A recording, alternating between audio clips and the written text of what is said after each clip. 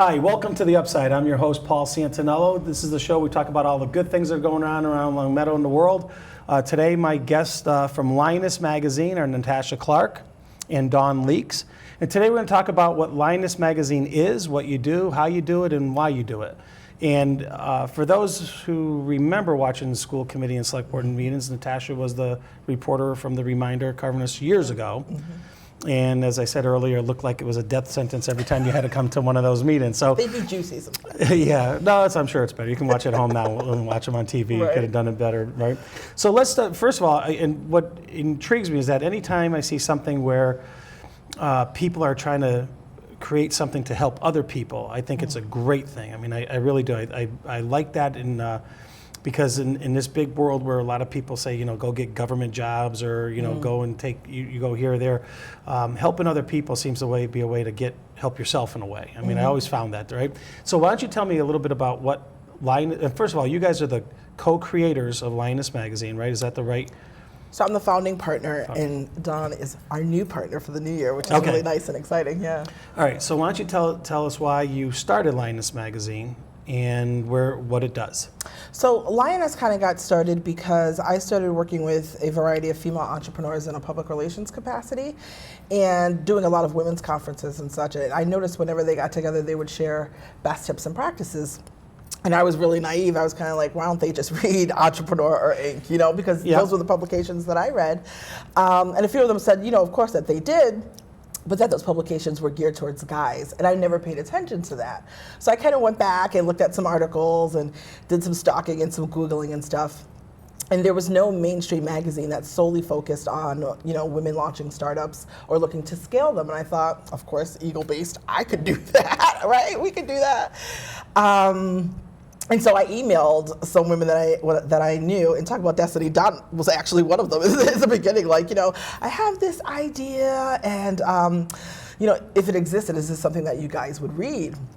And a few of them not only said that they would read, but that they would help me launch it. And so 3 months later, because I'm a person that I have to launch and do something right away, we did a soft launch in 2011.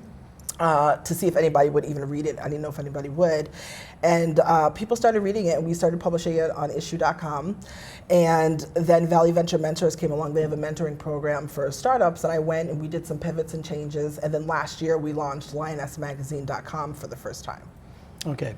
So when you say Lioness Magazine, are there hardcover magazines or print magazines? We're all strictly digital. Right. Okay. Because there's a business magazine around here that every time I go in an office, they look pristine. Every time I go in the office, like no one reads them. Oh. And I always find that, at least for me personally, I don't read newspapers. I go online, and if there's something I want to read about, I'll read it.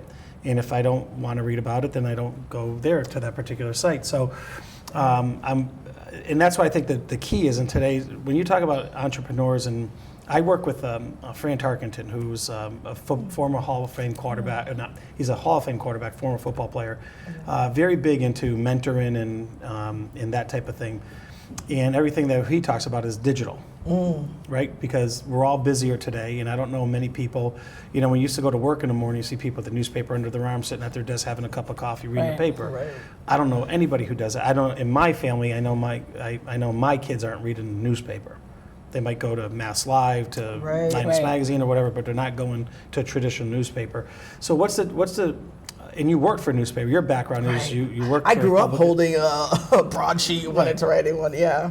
So was that in the back of your mind when you thought about this, that you needed to be in print as well as online? And the funny thing is, I never ever thought about going to print. I just thought, I loved the concept of what you could do with something digitally.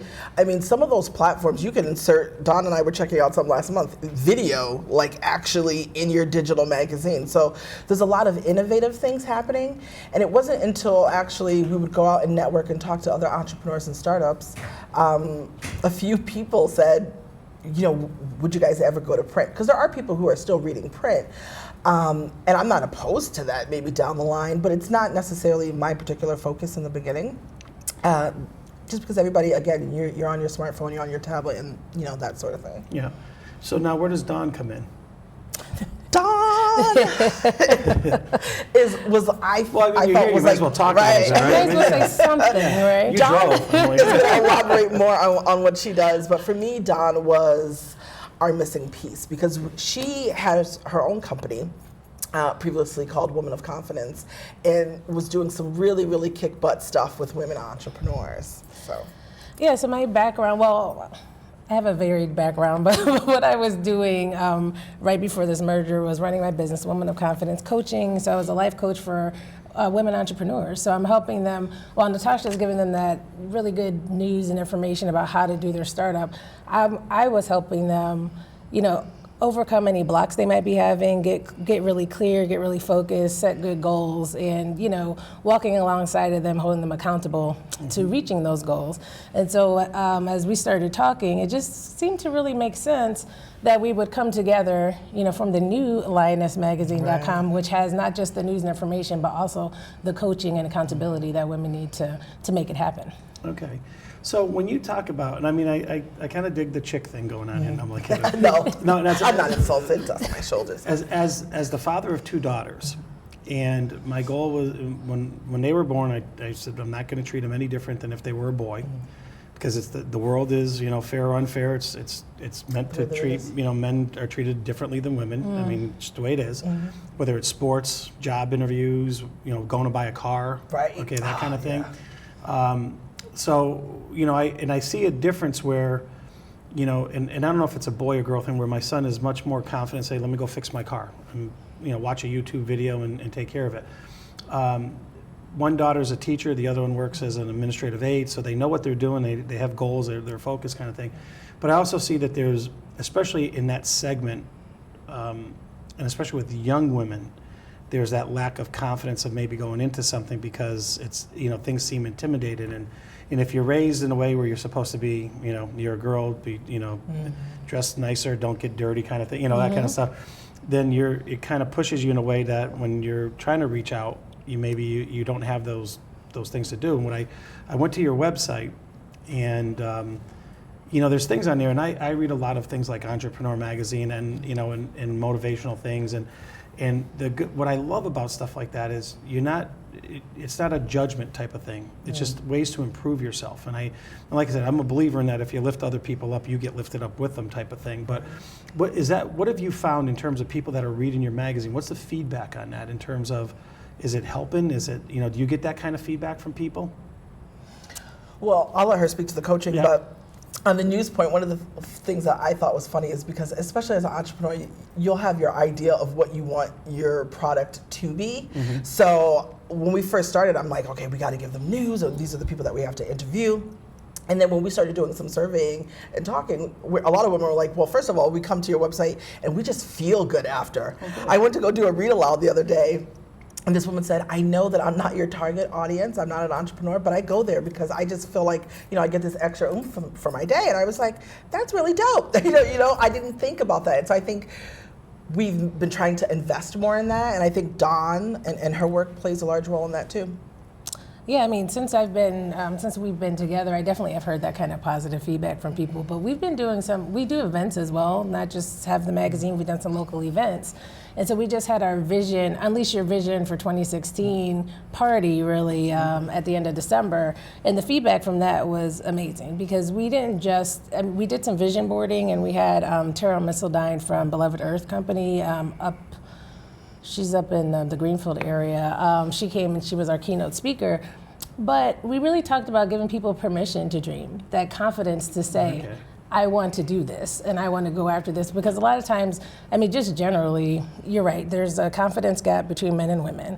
But then just societally, everyone's not saying, hooray, go start your own business. People want to play it safe. Yep. And so for the women to come together and really be encouraged to just go for it. Sometimes even just saying you want to do it, that's the first step, but people are afraid to do that. Do you get a lot of questions from people about, especially women saying, I'm looking to start my own business. What do I do? How do I do it? Do you get that kind of requests, or I mean, what feedback are you getting from people saying besides that, hey, I feel good from going there? What are people telling you they want to see? So we plan to do, especially in 2016, a lot more customer development. The little pieces that we have are with women sending stories. One is that we've been able to be a platform for women who haven't been able to get coverages in an Entrepreneur Inc., which is really cool because maybe your company or your startup is only making about $2 million in revenue. Now, of course, we might say only, but that's not necessarily cover quality. For another mainstream magazine. Right. We had one woman who, she created the Tip and Split. She was actually, I think about in her 60s, retired from her profession and had this really cool idea to create this semi-calculator that had a magnifier for older people and couldn't get any coverage at all. Of course, she said it to me and I was like, that's really cool, that's really different. And it wasn't just the product, it was the fact that she was retired and was looking to start a whole new journey.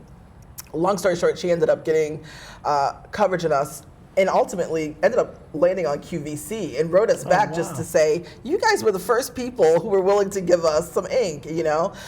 So we have that, and I feel that usually the top 2 questions we tend to get from entrepreneurs are help for marketing, and that usually doubles with finance, and also resources. Yep.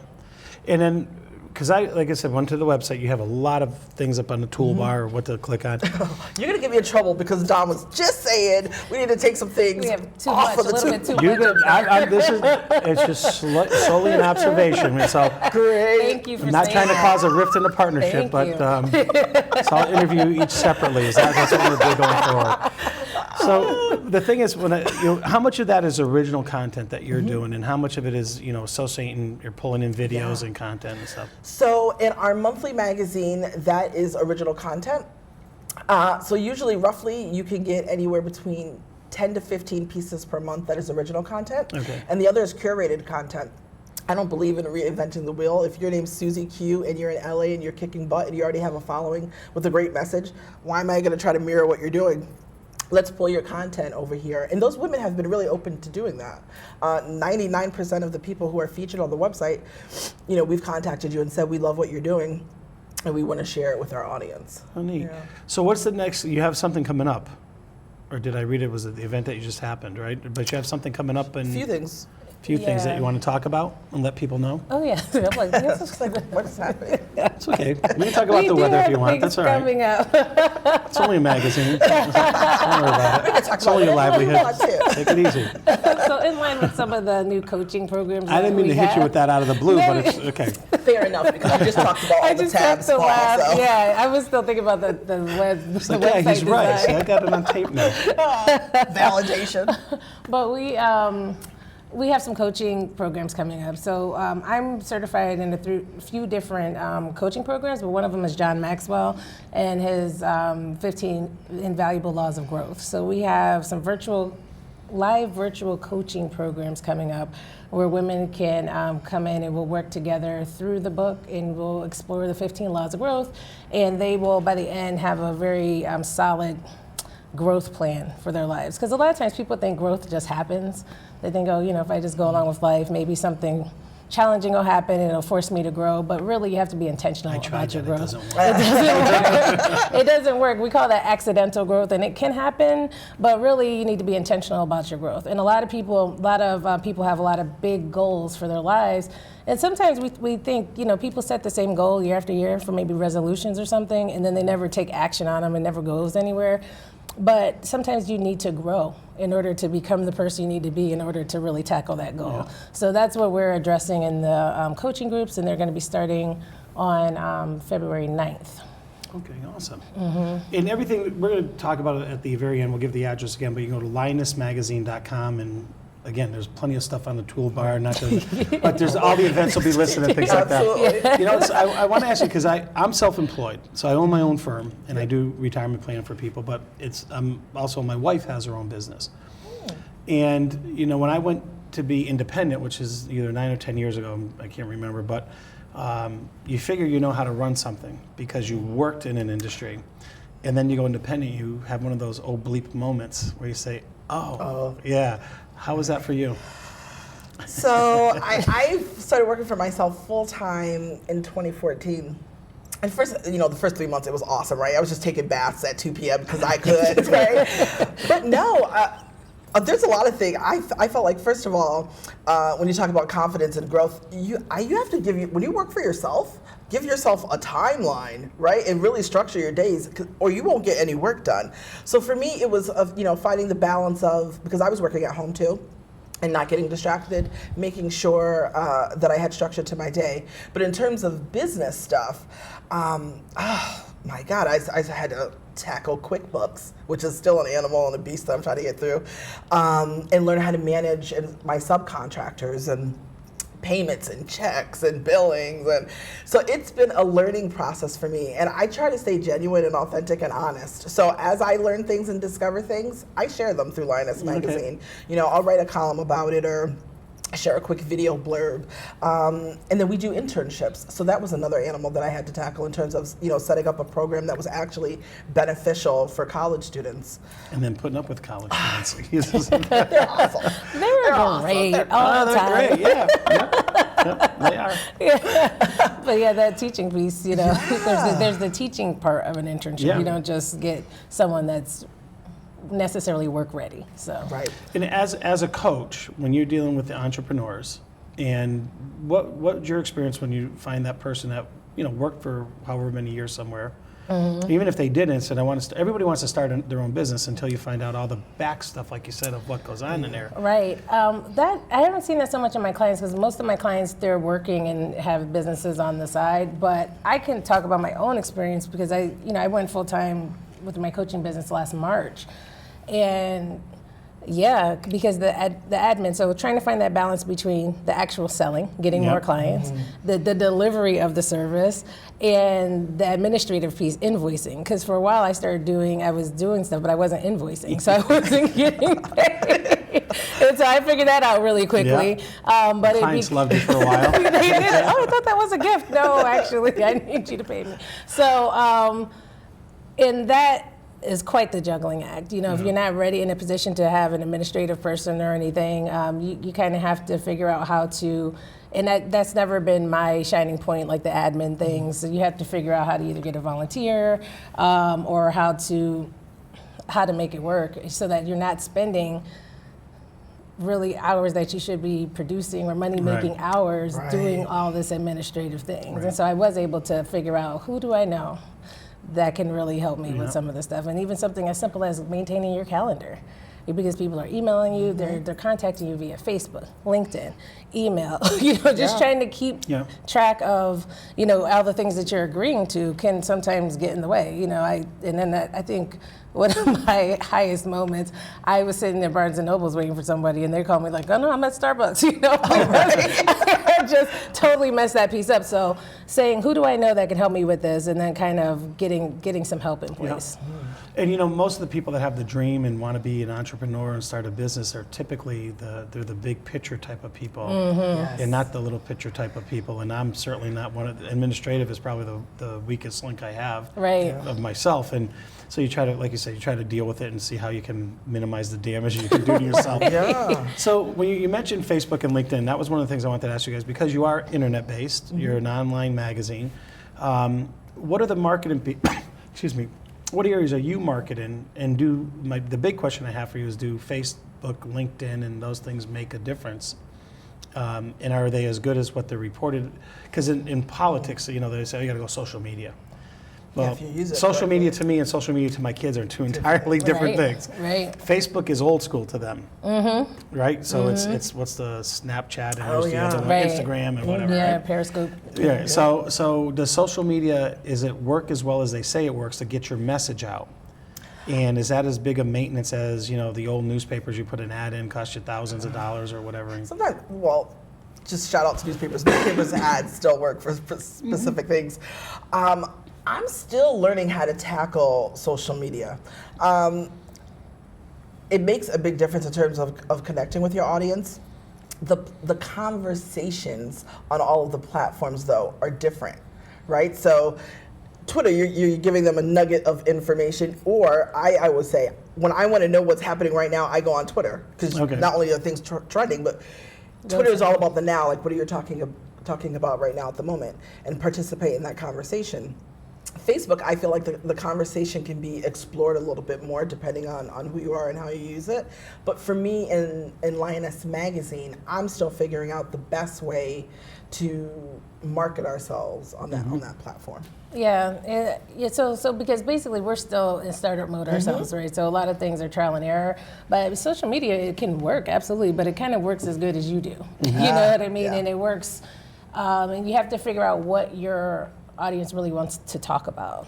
Because just because we have a bunch of female entrepreneurs, they may not want to talk about raising capital on Facebook. They really may want to just talk about the stress of entrepreneurship, like maybe being paranoid a little bit. Maybe they want to talk about, different things. And so that's what we're trying to figure out really is, what do people really want to talk about? They're going to read the articles and get the good information, but when they come to Facebook or when they go on LinkedIn, how do they want to engage us on those platforms? Right. Yep. So that's really, because engagement is the key with social media. It's because you can be on there, you can have 100,000 likes, but if no one is interacting with you, you're not successful at social media. I don't know if you saw the movie Interns or The Internship. I love that. Okay. With Robert De Niro? No, Vince Vaughn. I did see that. So I'm like Vince Vaughn. It's on the line, right? So that's how I look at social media.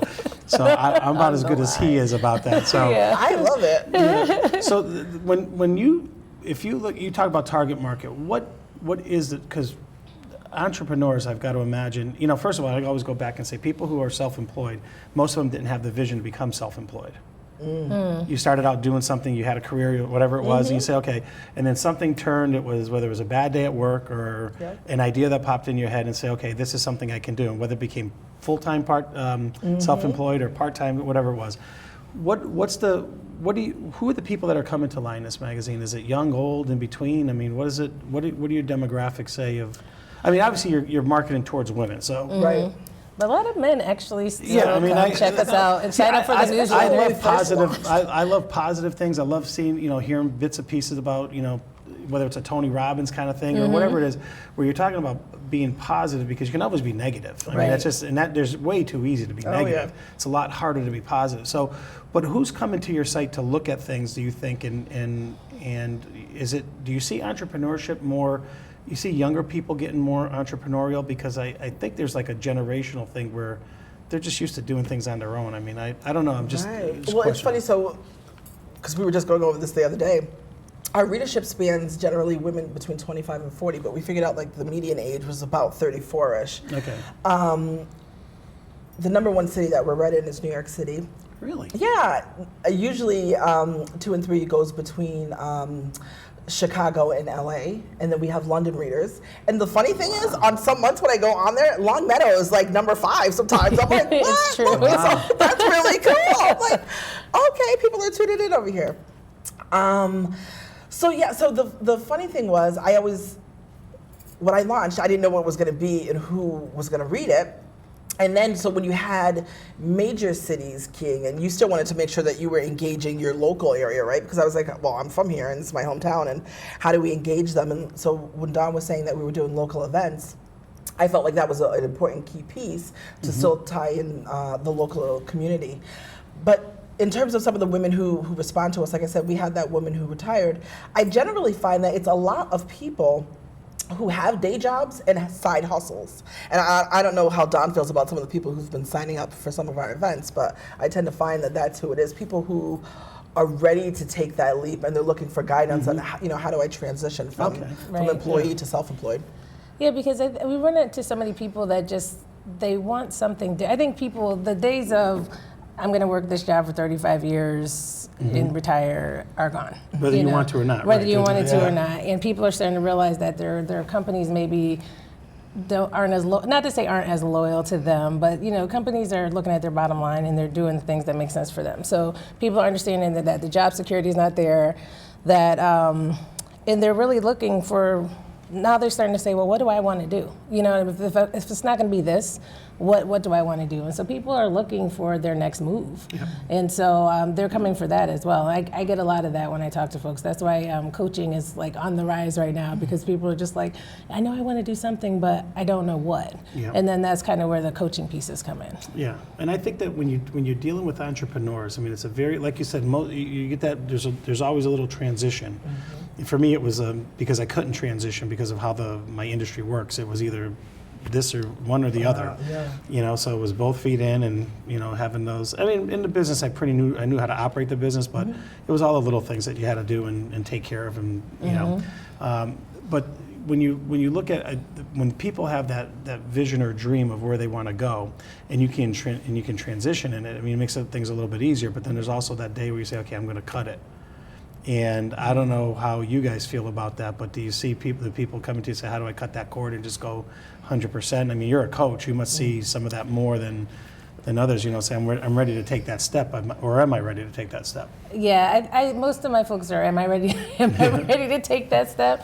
And so it's really just looking at, trying to figure out if they in fact are, and just trying to set it up to where you're doing it in a thoughtful way, yep, and with a plan, and not just a spontaneous way. And I have had clients who have, cut that cord and then come back a few months later and say, you know what, I wasn't ready. Because whenever you start working on your business, there's a moment where you get so excited about this business and your job starts to feel like a burden. You're like, this job is in the way, yeah. Right. And I need to get out and do it. But sometimes the money that's coming in from the business is not driving that. It's the passion from the entrepreneur. Right. And so sometimes you need to let the money drive it. Let the money from your business get so big that you say, you know what, I can take that step. Oh no, that's a great point. I mean, because like you said, passion, and that's, entrepreneurs are passionate about whatever it is they're doing. So whether it's a magazine or investments or coaching, I mean, it's just, either you are or you're not. Right. Or either you are or you're not in a business, let's put it that way, or you won't be for That's long. what carried you through the dark days. Yeah, right. So when it really sucks, you say, yeah, I did it myself. Right. No one did it to me. I did it all myself. So as a coach, I mean, I find it interesting because I believe, I've coached sports, and you can have relationships with players that are, and it's to me it's very similar. I mean, when you're coaching a team versus coaching individuals, and you always have the people that fight you as their coach. No matter what you're doing, you tell them the right way, but they're still going to go do it the wrong way. Right. And then you have people that embrace everything you tell them. And how do you handle that? Well, that's a really great question. I have in mind an ideal customer, because what happens is that with sports coaching, I played sports when I played basketball for Central. You kind of take, people try out, and then you take the team, and that's your team. And right. You don't get to pick and choose, But in terms of a life coach, I don't have to work with anybody. And when I'm meeting with someone, I'm looking to see if the person's coachable. Because if the person is, I kind of know from the first meeting that they kind of know everything. They're not, they're... But that was like girls on your team. They knew everything. They didn't need a coach, right? I mean, but that's life in general, right? But how do you but that coach is paid to really deal with that person, to try to mold and shape that person, and that's true. Yeah. But in the coaching world, I mean, it's not going to benefit me or the client if that kind of relationship where they're, either looking for me to do all the work, or they already know. If they already know, then it's probably best for them to go ahead and do what they already know. Yep. If they want to be coached, which I'm not necessarily giving you a whole lot of information about what you should be doing, but I'm kind of working with you to figure out what's the right fit for you, and then kind of holding you accountable. I tend to be able to tell right up front if a person's coachable or not, and if they're not, I really won't take them on, because what's going to happen is the relationship is going to be too contentious. They're going to go out feeling like I paid and I didn't get anything out of this relationship, and that can hurt the business down the line, really, with bad word of mouth. And then I'm going to feel just like beat up. Are most entrepreneurs though coachable? Because typically the entrepreneur, the person, like we said, has a passion and that type of thing. Are entrepreneurs coachable? Or is that just, yes, they are, and on average it's a certain percentage or whatever, because, I look at me and I'm probably not that I mean, I am and I'm not, but I mean, because there's certain things I know that I want to do, and and I think entrepreneurs are like that, right? You know what you want to do. Right. Like you said, you know what you wanted your website to be, but could you adjust to what your readers wanted it to be? Yes, because I'm sure when you go on there a few months from now, all the tabs are going to be it's going to be different. so uncoachable. No, right. So that's what. Right. So that's Yeah. you're either coachable by your sales, so Right. to speak, or you're coachable. But I mean, do you find it? Are they? Because it's funny. And the only thing I was talking with someone in my business, and and it was kind of, it started out as one of those gripe sessions, and I was asking for advice, and I said, well, what do you think? Right? And I got the psychiatrist thing, right? Yeah. And at the time we're done, I said, you just answered yourself. So I mean, is that, and that's what I'm kind of thinking about when I'm asking that question. Yeah. Are most entrepreneurs coachable in the sense, are they just not using you, but want a coach because the coach is going to reinforce what they're doing, or they need that coach, like my daughter has a coach for weightlifting or whatever, that to get you to that next level? Right. I think it's a little bit of both. I mean, so the kind of coaching that I do, I'm not a business coach, so I'm not like Marcus Lemonis on The Profit, where he's going in and he's digging into your business and telling Yep. you what to do with your people, your processes, and your products.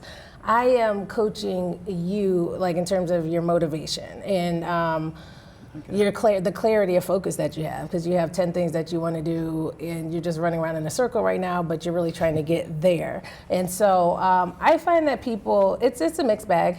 You have people that are coachable, but a lot of the people I find that aren't coachable, there's a fear or a hesitation that's really holding them back, and it makes them super defensive. But I am more along the lines of what you kind of just described, working with that person to get to the root of what they want to do. I'm not dictating to anybody what they should And be trying doing. anything new for most people is there's a leap, Right. And so when you're trying to point them in a different direction, I'm sure there's a little resistance at times. Absolutely, and that's part of the process, and that's what I try to make sure people understand right up front. It's going to get tense. Yeah. He's got that whistle in the hand, the clipboard, you beat him up a little bit. That's good.